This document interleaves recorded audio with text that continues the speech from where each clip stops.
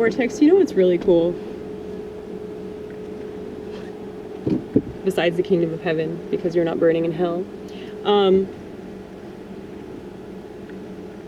Whenever I see a toothpick on the ground, I know that it's mine.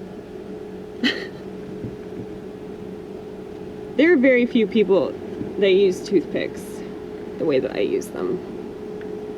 And I'm not like addicted to toothpicks, okay? Don't let this toothpick habit fool you, okay? I don't need them. But I have them. It's just something to chew on anyway. But, yeah, man. I love my toothpicks. It's way better than a vape pen. Way less expensive than a vape pen. It's so weird to see these kids that I work with who are just like vaping like 50 times in an hour, and they're all like trading vape pens. You know, I don't remember doing that when I smoked cigarettes. Like, all my smoker friends, like, we didn't have a cigarette swap where, like, I was giving people Newports and they were giving me Marlboros or Camels or whatever the fuck, you know, like, that was not happening. So it's just really weird. But I guess, like, there's this whole culture to it, you know, much like everything.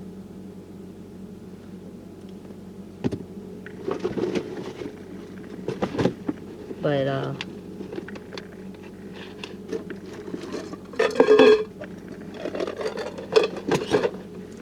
I don't really care, like, what people do, by the way. Like, whenever I bitch about things, it's not because I just want to come down on people for their lifestyle or their habits or whatever. But it does affect other people. I mean, case in point, like, when you see a bunch of people vaping, you're probably more likely to pick that up because, you know, it's part of the culture. And then if there's any kind of appeal to it whatsoever, you know, you're probably going to be taken in by it because you're weak, you know? I didn't start smoking because I went to a treatment center. I started smoking because I was really mad that my parents forced me to go to a treatment center. And so I started smoking out of spite. And I also love smoking. I predicted when I was 4 years old that I was going to be a smoker. Like, when I was in this bowling alley in Naperville, Illinois, with my parents, my mom was in a bowling league, and I remember smelling cigarettes because back then you could smoke everywhere, and I remember smelling cigarettes and being like, what is that smell? That smells like heaven. But yeah, I remember that. Like, I remember that experience like it was yesterday, and I remember, like, telling myself that eventually I was gonna smoke. And, you know, my parents were against it, so that just set that path in stone, you know? Set that path in cobblestone, right? Right? Right. But, yeah. I love cigarettes.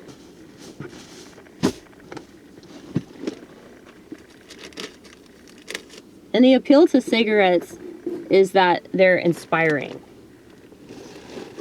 Like, for me, I was always writing, so I would write and chain smoke, and I would just be so motivated to do that. Like, it would help me focus. Nicotine helps you focus. That's not just something I'm telling myself. Look it up. That's one of the positive aspects of it.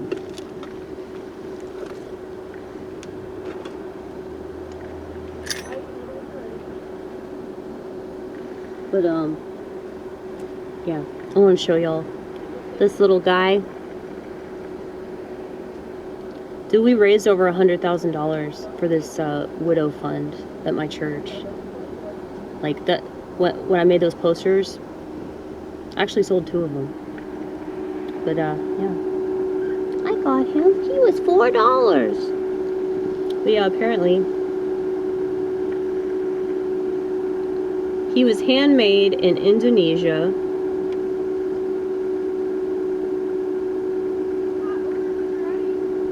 And you can tell, like, if you pet him, you'd be amazed as to how soft he is. What should I name him? I need to give him a name that I won't forget, because I always feel terrible whenever I name a stuffed animal and then I forget, because I have too much THC in my brain. I guarantee you, if I never use THC again, I would still have THC in my brain, and not just because I'm schizo, but because I've just done it so much that, I mean, I'm pretty sure that ain't going anywhere. But